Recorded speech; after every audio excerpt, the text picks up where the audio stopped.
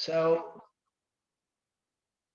we're going to touch on something tonight that's a little more difficult from a bunch of different respects. So I want to plow through it. I want you to work it. Let's take the time we need. We'll get it done in the hour, but let's take the time we need. We're going to push a little bit further than we typically would in terms of concept and practical application of those concepts. So let's work it, and we'll see how it goes. So we're going to be speaking in the context of Devorah and Yael, two of our great prophetesses, and our rabbis say that those two prophetesses were, in certain respects, possibly greater, in certain respects, not in a complete sense, possibly greater than even our matriarchs. Remarkable statement for some of the rabbis to say, and we're going to understand why. But in order to do this, I want to very briefly touch on how we've approached the great women in our world in the past, and I want to push it immediately to a different place. So generally speaking, we've learned about the giants, the women giants in Torah, whether they be Sarah, Rivka, Rachel, Leah, Tamar, Hannah, Rachav, all of these women. We've talked about them at one time or another. Hey, Serene, how are you? Hi, how are you? These women. What we haven't spoken about is the sacrifice that went into their heroism and the implications of it from a halakha point of view. Because there isn't any such thing in halakha as open-ended heroism. Heroism is qualified. So what does that qualification mean? How far can a person go to be a hero within the Jewish people? And at what point might heroism transgress halakha? As curious as that sounds, you would think that a hero is always celebrated. But there are times when heroism goes outside of the pale of halakha, and over there, when that happens, we need to look at it. Let's take an example, and then we're just going to use this as a broad example. When Esther was married to Mordechai, right? Most opinions are he was his wife. That's most opinions. Could you repeat that? What did you say? That Esther was Mordechai's niece and his wife. Right. So when she was taken by a Hashverosh, she's Eshet Ish, she belongs to somebody. How could she be with a Hashverosh? How could she halachically allow herself to be with him? What happened? And if there's a halachic okay for it, and we're going to talk about it, but there's an add-on to halachic exemptions, if there was one in this case, we'll talk about it, and that is, even if something is halachically okay marginally, if it's done publicly, that will disqualify the halakha permit. So, point being, heroism is not always okay. Heroism, you would think, it's glorious, it's beautiful, would always be great, but it isn't. Even heroism has to be intelligent. It has to be qualified. And when you think of the case of Esther HaMalkah, there are nuances in her experiences and the language that the Megillah brought down that we're going to touch on tonight that relate back to these two great prophetesses and their sacrifice. Before we get to it, let's just rethink for a minute some of our matriarchs and what they experienced. For example, Sarah Imenu, we think about how she stood up to Abraham Avinu when it came to Hagar, demanded that her son would be the only legacy, the only inheritance. But what nobody talks about is, well, what about when Paro took her and was with her? What about that? How did that go? How did that work? Now, was halacha fully developed at that point? Obviously not. But she's married to someone, a goy takes her, kidnaps her, has relations with her. It was heroic that she came back to her husband and loved him as she did and continued to build a life. But how did that work? Same thing with Rivka Imenu. When Yitzchak goes down to Egypt, and not Egypt, but the area right before Egypt, and Rivka is taken by Elimelech. What about that? How did that happen? By Abimelech, excuse me. How did that happen? How could she be taken? What are the halachic issues that relate to that, if any? Okay, let's talk about Devorah a minute. So Devorah, it says that she was Eshet Lapidot, that she was the wife of the torch, and that her husband was a man by the name of Barak. So let's see. Was she the wife of the torch, or was her husband Barak? The rabbis say an interesting thing. They say Devorah, the prophetess, Devorah, the judge, sat under this beautiful date tree in an area between Ramah and Bet El, and she would judge the people. The people would come to her to adjudicate their issues, to talk about their questions, and so on. Her husband, they say, was a very, very simple person, had no Torah. They call him, and know this term, Am Haaretz. He was Mr. Nobody, just a guy in the street.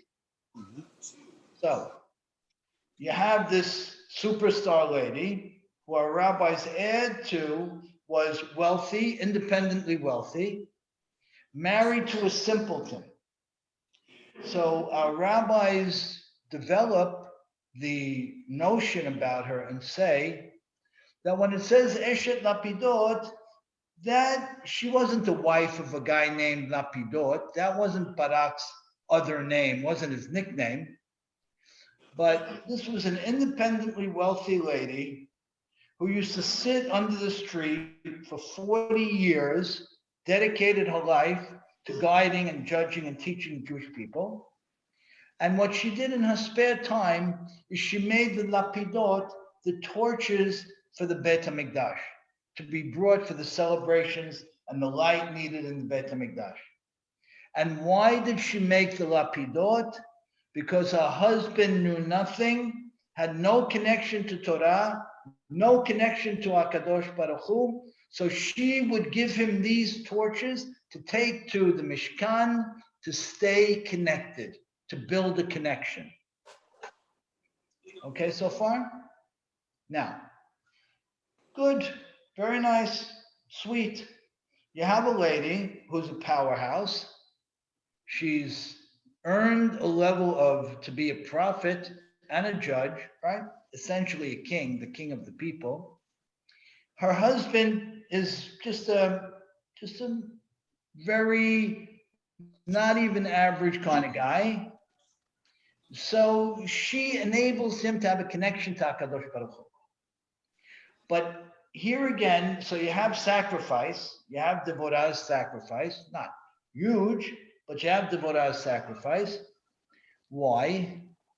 Because we have this issue of an Am Haaretz, halachically, a person who knows nothing is in a perpetual state of impurity, of tum'ah. Am Haaretz, know these terms. Am Haaretz mitameh. The very simple person who doesn't know any Torah, back in the day when there was purity and impurity, would always be considered impure. So, if Devorah is giving the torches to her husband to take to the Beit HaMikdash, to take to the Mishkan, and the husband is an Am Haaretz, he's a simpleton, what happens when he touches the torch? Serene? It becomes tameh. Beautiful. It becomes tameh. Can you bring something tameh to the Beit HaMikdash, to the Mishkan? No. Beautiful. So know the term. Am Haaretz, one with the land. Know the term. You'll hear it in Tanakh. You'll hear it in Halacha. Am Haaretz. Drop down. Know the term. That Am Haaretz mitameh. And Am Haaretz, whatever he touches, it becomes tameh. So if you're bringing maaser, if you're bringing a tithe, if you're bringing a korban, if you're bringing something to the Beit HaMikdash, you can't have this type of person touch it, because then it's not qualified anymore to be brought. So what is our? I have two questions for you. Okay, so my first question is, why are they? If someone is simple, why does that make them impure? Like maybe it's not like they're not reaching their potential; they don't have it. Right. And my other question is, for Devorah to give him, she's enabling him to serve God. So why wouldn't that be accepted? Like, I think that's beautiful. Great. Okay, good. Question number one. Was he naturally impure? No. The assumption is with an Am Haaretz that because he doesn't know the difference between purity and impurity, what things to stay away from, when to rid himself of the impurity, the sense is that you have to assume that generally speaking, he's impure because he just doesn't know any better. So that's the assumption. Okay. What was the second question? That Devorah was enabling him to help with the Mishkan. Okay, so here we go. So she was enabling to help. So this was a heroic act. It might not have been the most heroic act, but it was a heroic act.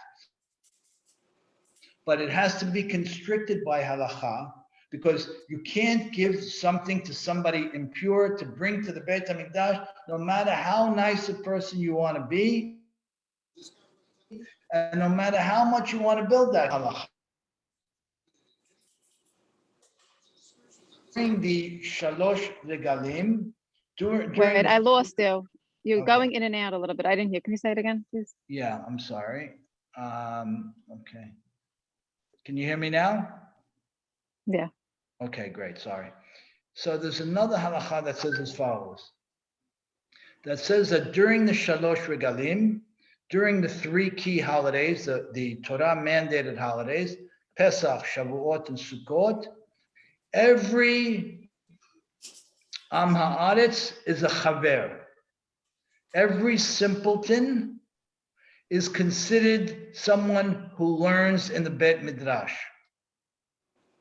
So what did the rabbi say?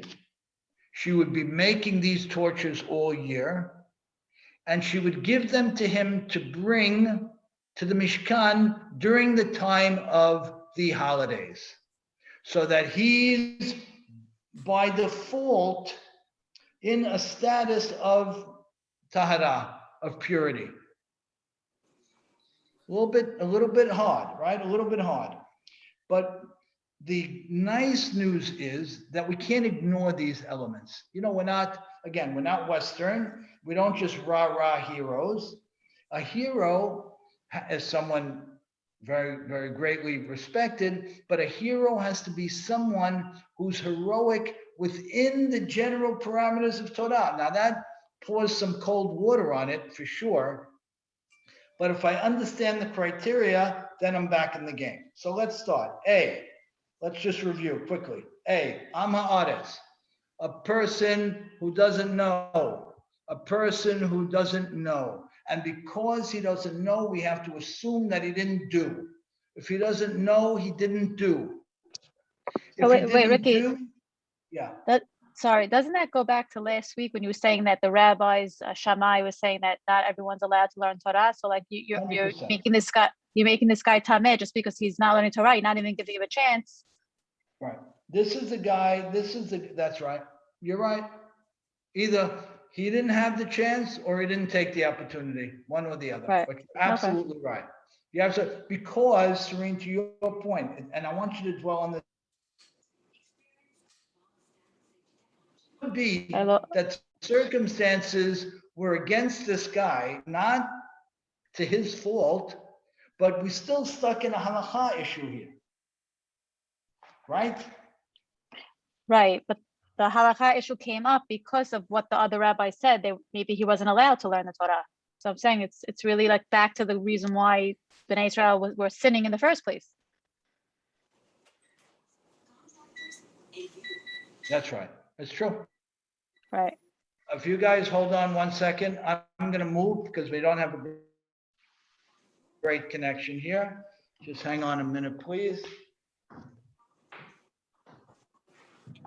Len, what am I putting a dozen cookies in? What? Okay, give me 1 second. We'll be all the way downstairs and it'll be a better coverage here. Okay, sorry about that. We should be better down. Okay, so Serene, repeat your point, please, because it was breaking up. No, I was saying that he might not have been in this position to begin with if the rabbis allowed access for everyone to learn Torah. I'm just building on your point from last week. Maybe he wasn't into it on his own. Maybe he just absolutely. But that's right. What you're saying is right. But whether the rabbis allowed it or not, this is where we are. Right. The same way when we talked about the whole thing with the with the gitin, with the gets and all of that, when we talked about it a few months back, we know that there's what is morally right, but we know that we can't ignore halacha anyway. Right. And that's the serious place to be. So now you go one step further. Hakadosh Baruch Hu tells Devorah that she should go to war with Yavin Melech Hatzor, who was the nation that was oppressing the Jewish people at that point. The Navi says that they had 900 gold chariots. It's an expression of how powerful they were. The Hakadosh Baruch Hu tells Devorah, go to war with them, you're going to win. What does Devorah do? She goes to her husband and she tells him, lead the war. What do you mean? He is not a general. He's not a warrior. But this is a beautiful thing. She had HaKadosh Baruch Hu's guarantee that the war would be won by us. Now, I'm attempting to build this man my whole life, right? I send him to the Mishkan 3 times a year with these torches. I'm now going to put him in a position of leadership. What do you mean? Does he have any right to be in a position of leadership? He never led anything. Okay, but once HaKadosh Baruch Hu promises that there'll be a good result, put him in. Right? It's a little bit of a reach. How could she do that? But here again, halachically, HaKadosh Baruch Hu committed that this would go okay. Right? If it's going to go okay, and I could build a human being in the process, let me do it. Now, what does her husband do? He says, I'm not going if you don't come with me. And what does Devorah answer him? I don't want to come. And our rabbis say, why didn't she want to come? And this is another beautiful little curveball in this period of time, because she was busy going from one Beit Midrash to the other, teaching Torah. That's right. This lady was going from one Beit Midrash to another, teaching Torah. Remarkable. In the end, she tells him, I'll come with you, Barak, to the war. But I want you to know, hey, Sonny, I want you to know that because you're bringing me, the glory of this victory will go to a woman and not to you. So, to wrap Devorah quickly, she's an independent superstar. Her husband is the exact opposite. She's committed her life to the Jewish people. She leads us for 40 years. And she's committed her life to build him. She enables him to have, rabbis say, because he went to the Mishkan 3 times a year, he earned himself a place in Olam Haba, in the world to come. Whereas had he not done that, there was nothing to connect him to HaKadosh Baruch Hu. And Serena could very well be because of what you mentioned. He just didn't have the access. And then she goes further and she enables him to be a man. HaKadosh Baruch Hu told her we were going to win. You don't have to be a superstar army strategist. And she puts him in the place to win. Nice little sidebar on that is, that's a nice little message for everybody. Okay. We learned a new concept called Am Haaretz, a man of the people.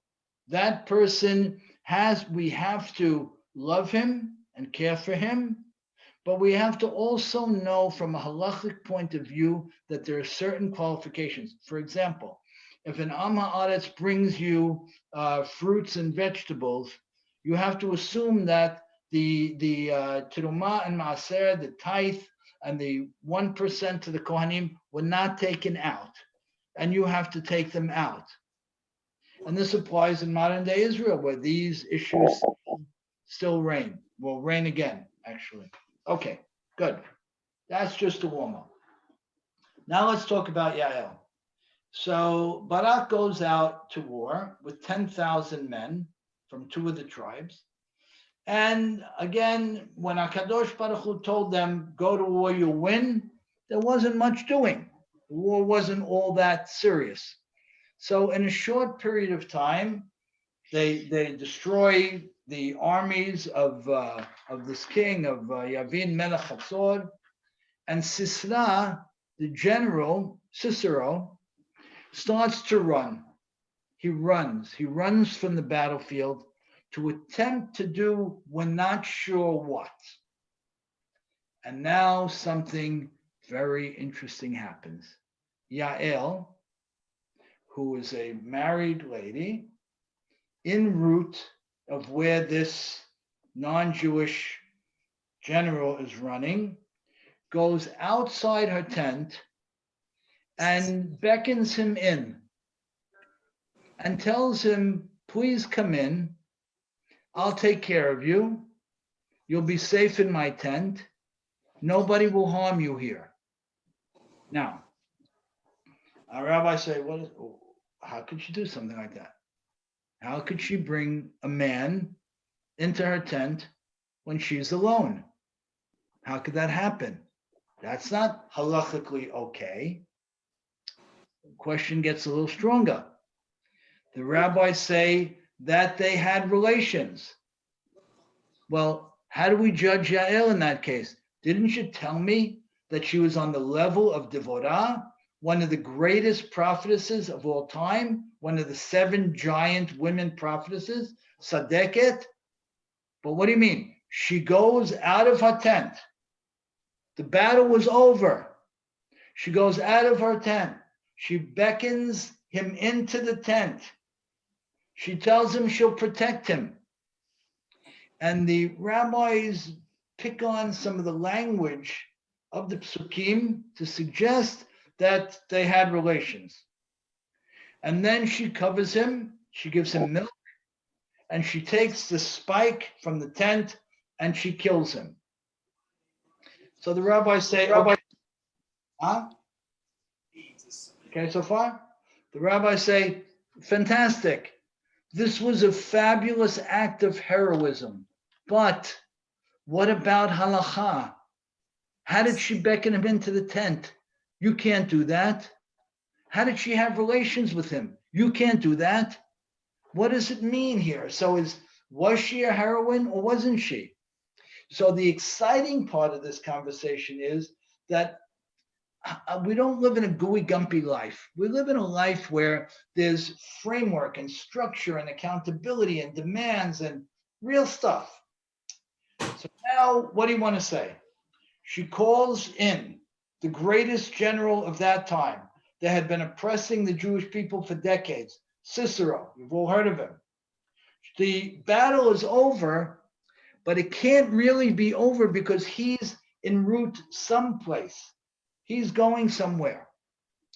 So what halachic criteria allows us to keep her in a place in our Tanakh where she's a giant, even though what she did on the surface seems to be against the halakha, propositioning a goy, and she's married and maybe having relations with him. What would you say? I think that maybe she was living like a little bit out of the way, and maybe she thought that she didn't know the war was won. Maybe she thought that this was a very important act to do. Right. So it could totally have been a b'shogeg, real something that wasn't purposeful, wasn't intentful, possible. And if it's something b'shogeg where she really felt that the war was not over, that she was going to save the Jewish people with this, it's better. But we're not completely there. We don't have a stamp. So Also, yeah. Esther did the same thing, but her people's life was was on the line. She did the same exact thing, but her people's, their life was in danger. Here, So it wasn't. Here it wasn't, right? But maybe she thought it was. Maybe she thought it was. Maybe she thought it was. So let's see. So we have a term. Let's learn a new term now. We have a term called karka olam, meaning the dirt of the earth. Karka olam, the ground of the earth.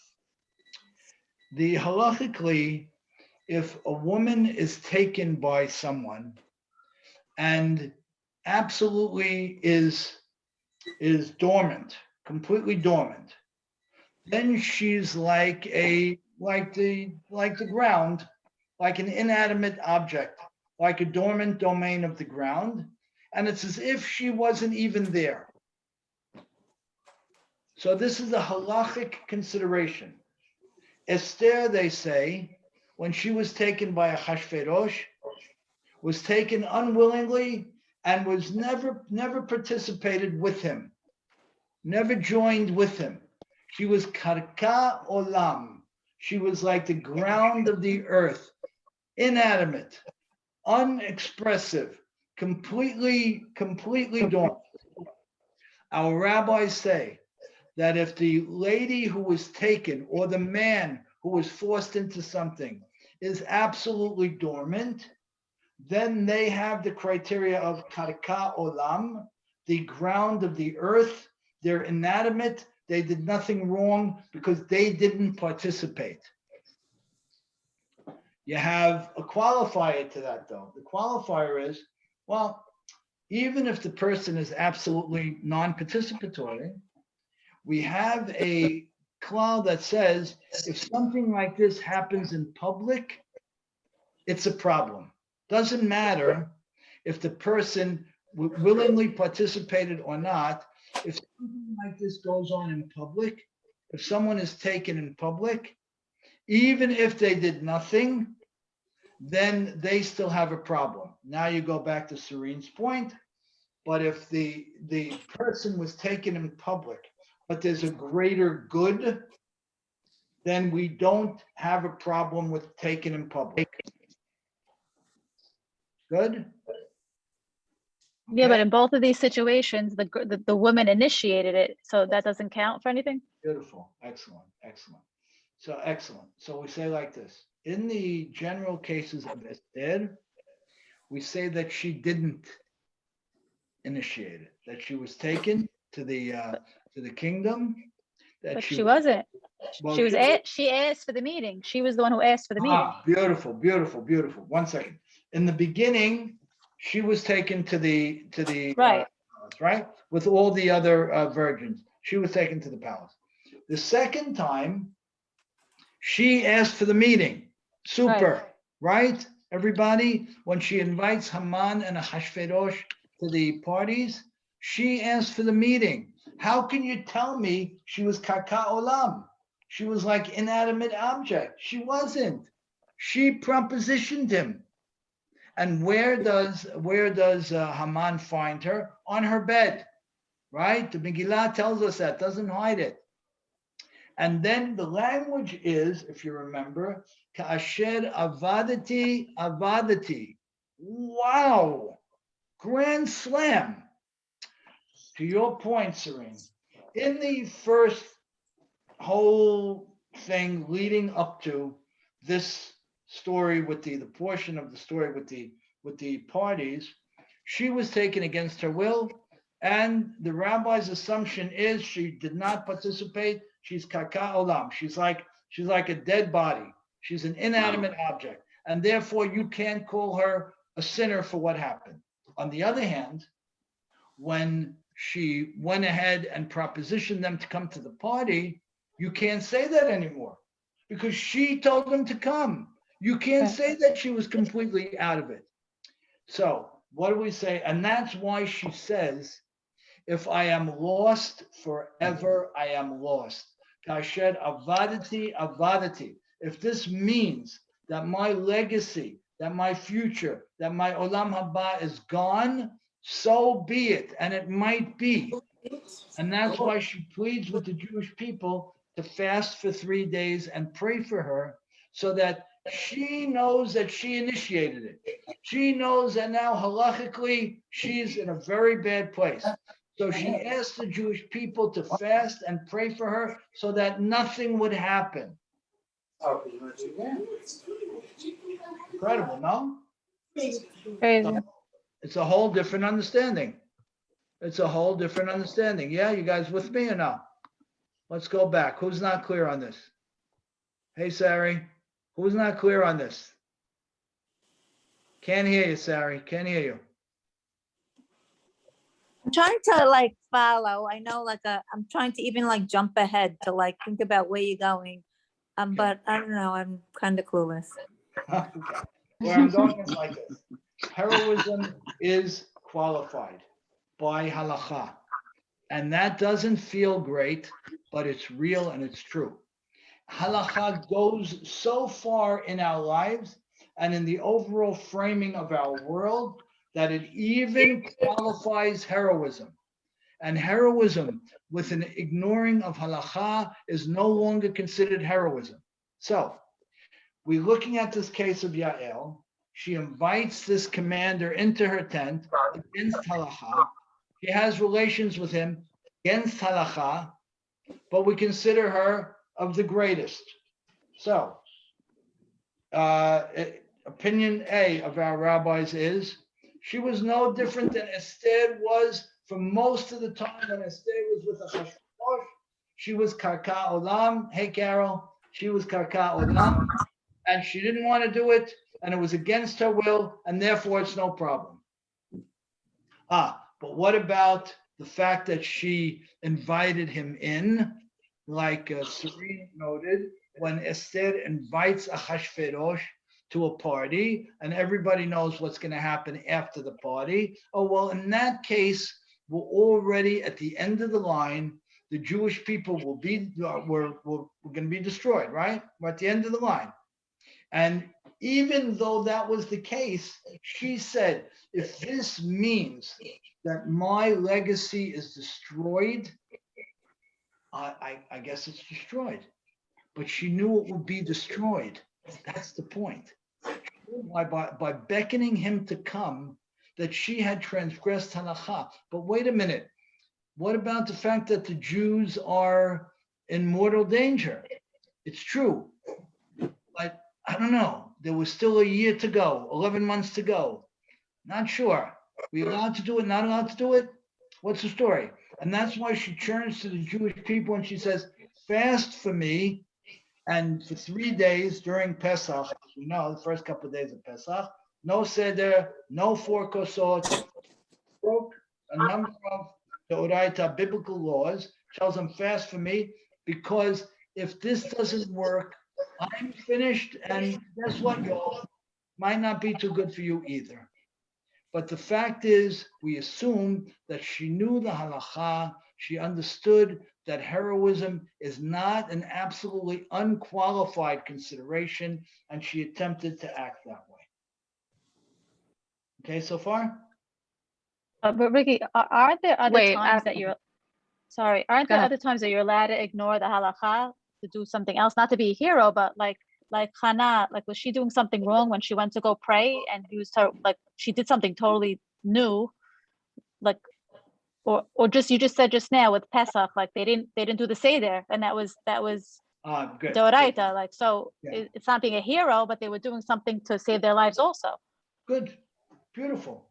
So you could say that one opinion says it just as you're saying it, that if there's an issue here of someone's life at risk, or more than one person's life at risk, what are we talking about? What are we talking about? And that's a very valid opinion.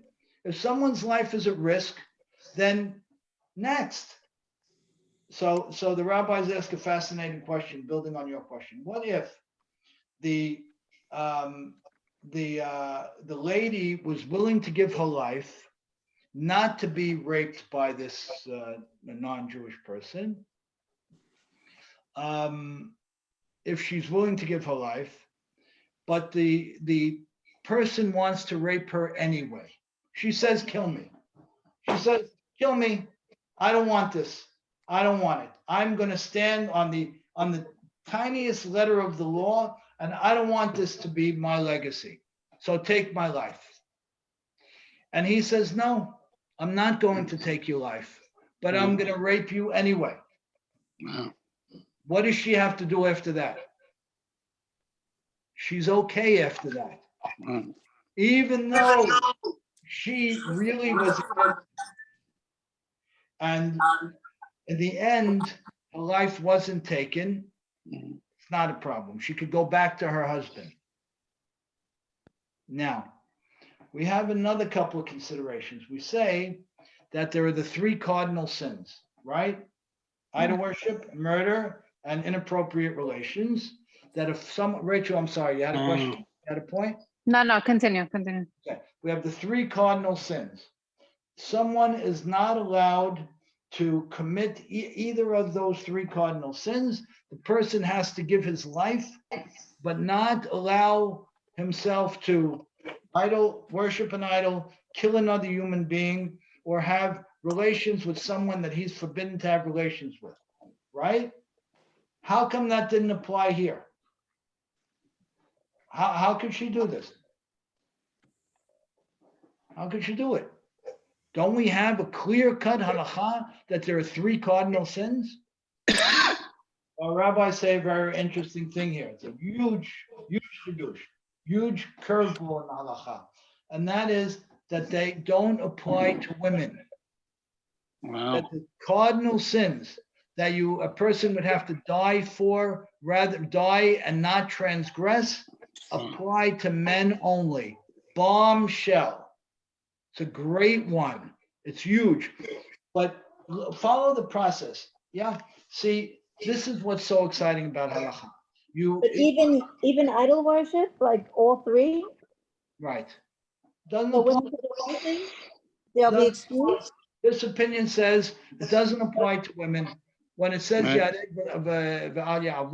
person should give his life and not transgress these things, it wasn't talking about women. It was only talking about. Now, there are people who will say it was talking about both, but there's actually more than not that say it doesn't apply to women altogether. Right. But Rick, Yeah. the question, so my question is like, if the woman is strong-armed, doesn't that offset any halachic provisions?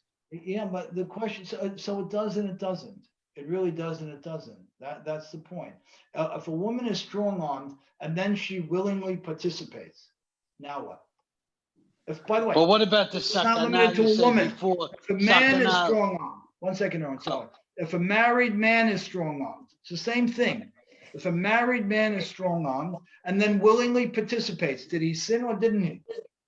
If Yael willingly participated when Sisera had relations with her, did she sin or didn't she? Let's say he forced her and then she willingly participated. You have a problem, right?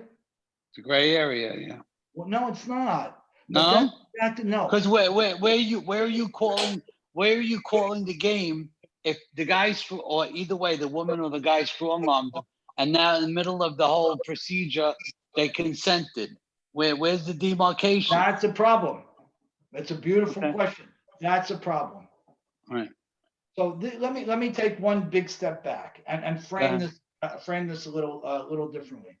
So our halacha is alive. It's dynamic.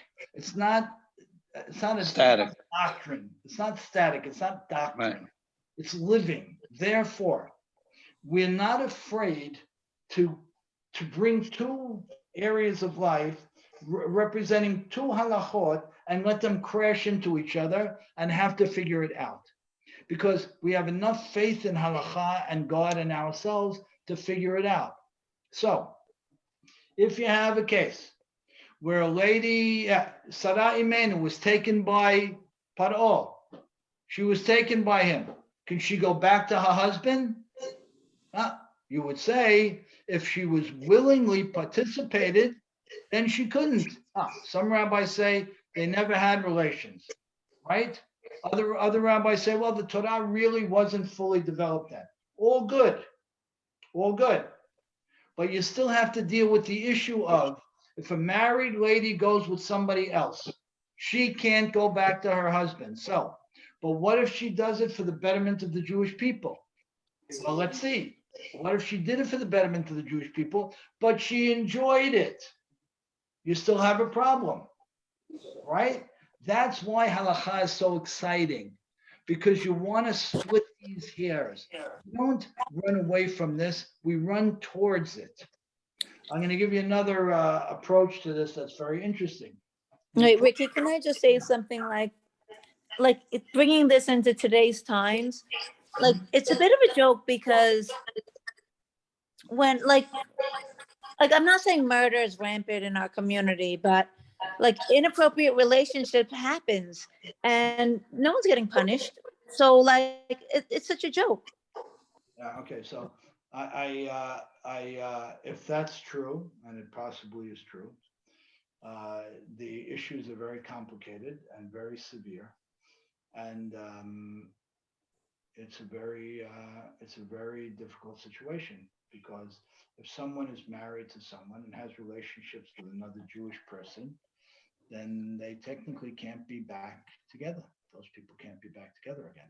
So it's a real problem. Now, I know I've been involved in a few situations over the years where the recommendation was to go back, even though halachically it's a big problem.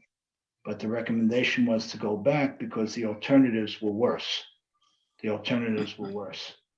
But Sari, to your point, you're absolutely right. People may not understand the gravity of this. Forget about the breach of trust and the breach of loyalty and destroying another person emotionally or deeply hurting another person emotionally, which are grave sins in and of themselves. They may not be aware of the fact that when someone goes with another Jewish person and has full relations with that person, they can't come back home. So if it's going on, I hope it isn't. But if it is, it's a big problem. It's a big problem. So we have another interesting option here in terms of Yael, and that is that we say that relations with a goy is like relations with an animal. It's not permitted, but it's not on the same prohibitive level. So if someone had relations with a goy, it's like he or she had relations with an animal. It's not like they had relations with another human being. So even though it's inappropriate, they can go back home. So some rabbis say that the relations of a goy are no different than the relations of a horse. A goy, a non-Jew, is no different than a horse. And therefore, If a lady had relations with a non-Jewish guy, she can go home and she doesn't have a problem. She may have a problem. She doesn't have a problem. Okay, so far? So let's recap where we are.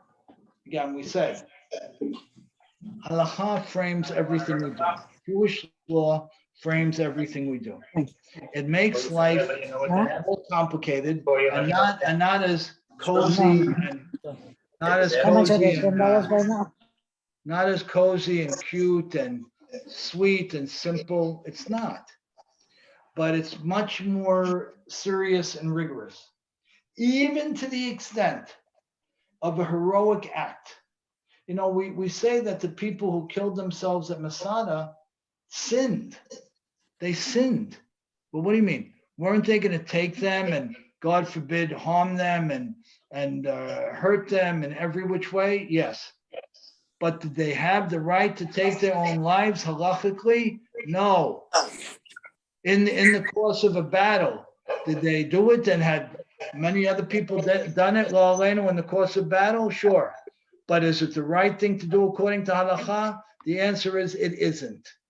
So what we need to step up to is not that things are good or bad, just let's be informed and say, well, wait a minute. Devorah, when she sent her husband, if you're going to call him an Ama'aretz, a simpleton, she couldn't have sent him. Maybe we have to interpret the story differently, or maybe we have to look to another halakha that says that during the 3 holidays, no one is considered a simpleton anymore. Everybody is considered pure. Beautiful. Now we learned a couple of new halachot. But what about Yael? How does a married lady step outside her tent and proposition someone to come back in? We don't do that kind of stuff. Oh, well, we have some qualifiers. You know, Serene, you said one early on. 1 second. If the nation of Israel is at stake, what are we talking about? And you're absolutely right. There are many opinions that say, being that she felt that the battle wasn't over, being that Sisera was going in a direction, he wasn't wandering and meandering. He had a place to go. And the impression was clear that he was going to bring more troops to do whatever it might have been. The other possibility is, well, you have to think of Esther HaMalkah also. How did Esther HaMalkah, Queen Esther, do this stuff?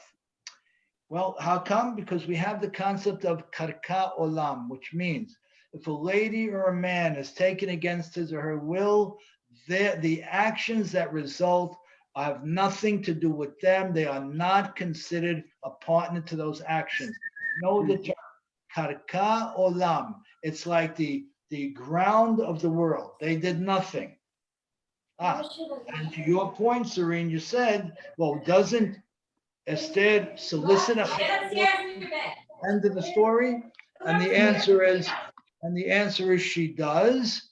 And that's why she cries out to the people and said, this might be the end of my eternity. Please help me so that doesn't happen. Beautiful. What else could have happened? What else could be the criteria here? Were criteria? Wait. Yeah. Go ahead. But this type of situation happens over and over again in the Torah. Like it happened with Lavan's daughters. They thought the world was ending, and then you're saying Lavan, and then with Ruth, even with Ruth, she went and like almost propositioned Boaz. So obviously, maybe Yael knew these stories, and they were okay, and she was able to get away with it because she saw that it was, you know, kept happening in the Torah, and it was documented. Maybe. And saying it must be okay. It must be okay if it's written over and over. Well, maybe maybe there's not a blanket okay, but maybe there's different okays in different situations, right? You know, the Boaz and Ruth case, by the way, very nice to know that we say that Devorah and Yael were the prophetesses and the judges during the time of Ruth, same time period. Very interesting. But what was wrong with the Ruth and Boaz case? What's your issue there? You have two two independent adults, right? I feel like she went to lay at his feet. Like, I don't know. I feel went like to it was a little Right. forward. Yes, but she's not true, but it's not on the same level of this because he's not a married man, she's not a married lady. So Got it. yes, yes, and our rabbis struggle with that. Did anything happen that night or not? They struggle with that for you, exactly your point. So, karka olam, something you need to know, right? You need to know there are 3 cardinal sins, but some rabbis say that those sins don't apply to women, meaning if a woman, God forbid, is put into a position where she's being forced to do a cardinal sin of idol worship, killing another person, or inappropriate relations, it doesn't apply to her, according to some opinions. Some opinions say it certainly does, but that could be another out over here. The other, well, then they come back and say, but wait a minute, we have an overarching issue, which is when something is done for the public view, people are going to misunderstand. And for that reason and that reason alone, you can't do it. It's a classic marit ayin, what somebody's going to see. You know, can I go into McDonald's to get a cup of coffee or not? Well, you know what? It depends who you are. And it depends where the McDonald's is. Because even though there's nothing wrong with McDonald's coffee, there may be something wrong with him going in, but her not going in. He could be okay going in on block number 1, but not on block number. Good? That's another possibility. Okay. Would you say, as you guys also mentioned, that what are you talking about? If this is about saving the masses, there's nothing to talk about. And some people say that. Some people say, forget this whole conversation. If you're talking about saving the masses, then there's absolutely nothing to talk about. And you could say that too. But what about in the case where it's not absolutely certain that you're saving the masses? So that's why you go back to the points that we said above. Some people say again that relations with a non-Jew don't mean anything. Again, are they okay? They're not okay, but are they cardinally wrong? Would they have disqualified someone like Yael? No, according to that opinion. Now, I want to pull it together the last few minutes with another klal, another principle that I want you to try and please know, and that is we have the concept of someone does something lishma or lo lishma. So somebody does a mitzvah not for the proper intent. So we say that a mitzvah done not for the proper intent is not really so good. What would be not for the proper intent? Somebody gives charity to impress his friends. That would be not for the proper intent. Mitzvah shelo lishma. The mitzvah wasn't done for its true sake, for its true purpose. What about, okay, I didn't do it for this external thing of impressing my friends, but what if I did the mitzvah so that HaKadosh Baruch Hu gives me more money? What about that? Our rabbis say the same thing. That's mitzvah shelo lishma. It's not done for its purest sake, which is the love of God. So, is mitzvah shelo lishma a bad thing? It's not a bad thing. No, it's not a bad thing. But is it a good thing? No. Where do our rabbis end up going with it?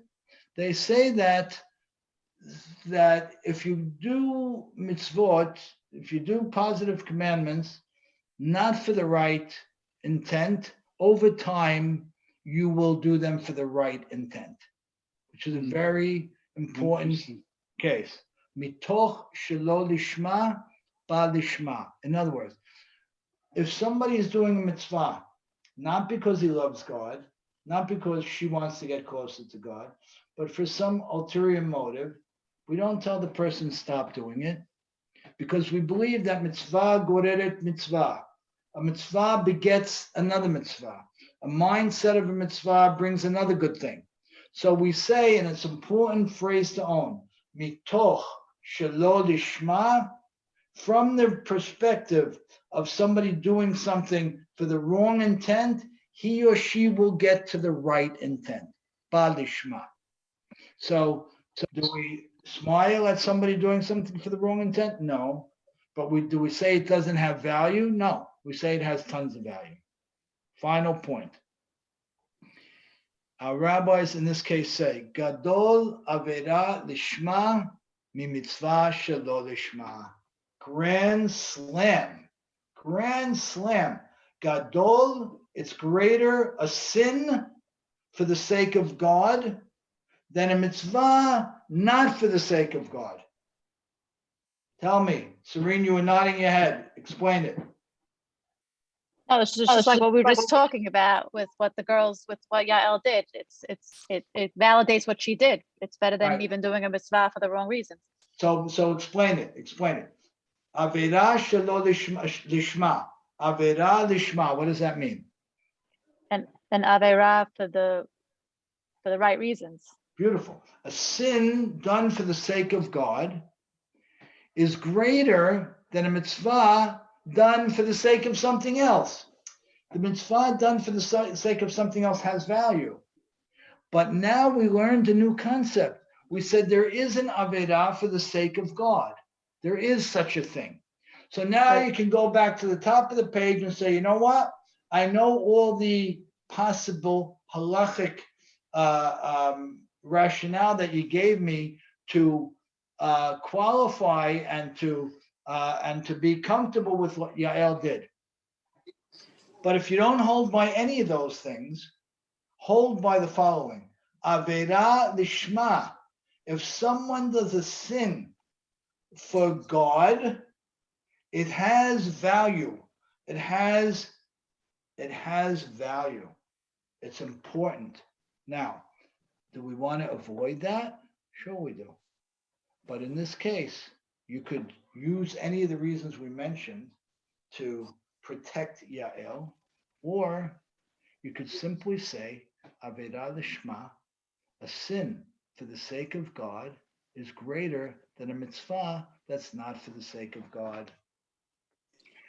Now, the reason I didn't bring that up in the beginning is because it shouldn't be brought up in the beginning. In the beginning, you should break your heads and work through the different halachic issues here. Because what you want to be able to do over time, you want to be able to say, you know what? The Torah is not about morality. It's a moral book, but it's not about morality. It's not about ethics. It's just about halakha. And what's the most exciting place to be in? Where you can draw on the different areas of halakha and duke it out and argue it out. I saw one article about this Yael thing that was 176 pages. Imagine, on this issue. So nothing is exempt from the rigor of halakha, not even heroism, not even heroism. We see that there are a lot of ways to say that you did the right thing. And when we touch on the song of Devorah, which we'll touch on next week, God willing, you see how Devorah dedicates the majority of her song to the praise of Yael. So clearly, Yael was looked upon from God in the eyes of Devorah because she was a prophetess in a beautiful way. But at the same time, don't get gumpy and gooey. That's not Judaism. Judaism is not sweet and cute and moral and lovey-dovey. It's hard-nosed. It's beautiful, but that's what makes it so beautiful, because it's intellectually rigorous and it has to fit and it has to be tested and pushed. Final point. It says there's a midrash on Sefer Shoftim that HaKadosh Baruch Hu says as follows. Amar HaKadosh Baruch Hu. Shemi me'id aleha, my name stands as witness to Yael, shelo nagaba oto rasha, that evil Sisra never touched her. So A midrash is meant to convey a deep and important point. How can we say that the midrash says that HaKadosh Baruch Hu said he never touched her when we just went through a whole thing that said he did? What would you guys say about that? What would you say? If she's karka olam, it's as if he didn't touch her. Beautiful, beautiful. When you own the halachic points, maybe the midrash is referencing that she's karka olam. Maybe the midrash is referencing that it is that he was that the three cardinal sins don't apply to women. Maybe the midrash is referencing that when it's a goy, it doesn't matter what the goy does because we consider the goy like an animal. We don't care. What are some of the other things we said? Maybe the midrash is saying that if you're really doing it for the sacrifice of a greater number of people, then it doesn't even matter. But the way that you could back into the midrash and run with it and celebrate it and dance with it is if you did the halacha before, and you can throw in some of these different options and possibilities. Good, fun. I don't think there's anything more fun, personally. This might sound a little strange, but I really don't think there's anything more fun than a rigorous halachic back and forth. It's so intellectually stimulating, and you got to be in the game. You got to be willing to be in the game. It's so easy to say, well, she wanted to save a lot of people. What do you mean? Come on, you can't just be that way. You got to do it. And then Serene brought in Esther, two different phases of her time as queen. What do you mean? They were different. They were different. And halachically, we have to scrutinize them differently. So this is how we do it. Great. Great class. Thank you. Great. Thank you all. Any thoughts? We're good? Yeah, Ricky, I just have two things in my mind. Number one, does in general, does the sakana extinguish a halakha? Not always. Not always. Okay. And could you just expound briefly on dormant? What is on? You said dormant. What? I didn't get that. So we say that karka olam means that it's not living. You could say that if one of the halachic options here, and it's a very important one, is because the woman didn't participate. It was 100% against her will. She is like a dormant of the wall, like a piece of stone on the floor. And she's not to be scrutinized as a human being. She's to be scrutinized as an inanimate object. Right. So she was out of the zone of participating. Right. So she's right. I got it. Okay. Good. Great. Thanks, Ricky. Right. Thanks. Good. Okay. So we end up with Yael and Devorah. I'll close with one other additional point. They say that of all the women in the tent, meaning Sarah, Rivka, Leah, Rachel, Devorah, Yael, and I forget the last one, maybe Hannah, of the 7 women in the tent, Devorah and Yael are the greatest 2. What? Greater than Sarah? Greater than Rivka? Hard to say. Hard to say. But maybe not so hard to say if you look at how they channeled their heroism and how they had the courage. It's one thing to praise women for their courage throughout the time in bringing the Geulah and bringing the redemption, which we've done many times. But it's another thing to look at the other side of it and see it from a truly halachic point of view. So that's what we did. Great. All right. Thank you. Thanks, Rick. Good to see everyone. Thank you, Ricky. Thank you. Thank you. Take care. Good night. Bye. Thank you.